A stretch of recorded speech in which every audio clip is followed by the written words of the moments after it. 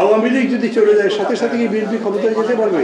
বিএনপিকে তো ভোটে জিতে আসতে হবে, অথবা যে পার্টি আসুক ভোট তো লাগবে, জনগণের রায় লাগবে।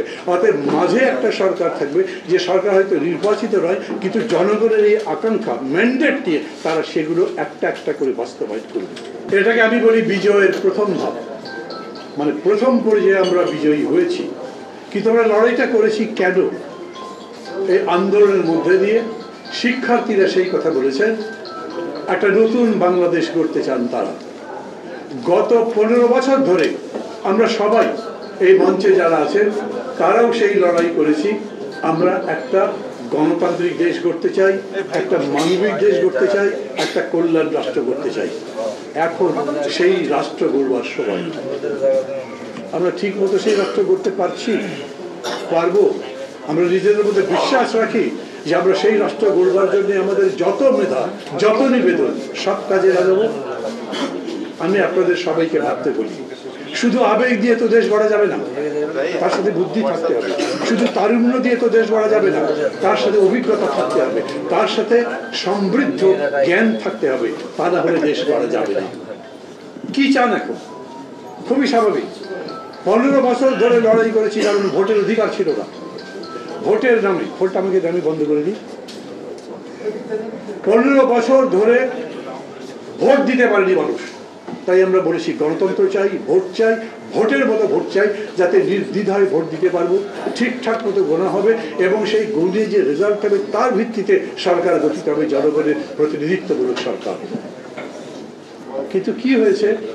এত বড় যে মুক্তিযুদ্ধ হয়েছিল তখনও এই সমস্ত বড় বড় কথা বলা হয়েছিল। তারপরে একটা সংবিধান বানানো হয়েছিল, যেই সংবিধানে আমাদের প্রধানমন্ত্রীকে জারের মতো, দৈত্যের মতো ক্ষমতা দিয়েছিল। শুধুমাত্র পুরুষকে নারী আর নারীকে পুরুষ করা বাদে উনি সবই করতে পারতেন।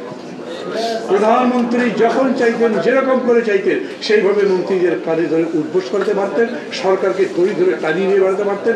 এবং যখন মনে হতো, যেরকম শেখ মুজিব করেছিলেন, 1 মিনিট, মাত্র 7 মিনিট বা 8 মিনিটের মধ্যে সমস্ত গণতান্ত্রিক পদ্ধতি বাতিল করে দিয়ে একদলীয় শাসন কায়েম করেছিলেন। ভেবে দেখেন, শেখ হাসিনা তার চাইতে দানবের মতো আবির্ভূত হয়েছে। 15 বছর যে উনি ক্ষমতায় ছিলেন, তার পেছনে জনসমর্থন ছিল না। উনি পুরো প্রশাসনকে নিজের মতো করে নিয়েছিলেন।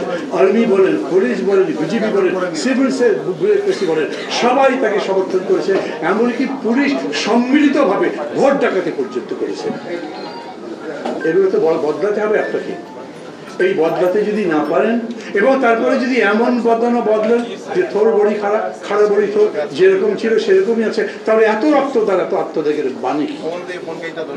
আজকে আমাদের সেটাই ভাবার সময়। একটা অন্তর্বর্তী সরকার হয়েছে।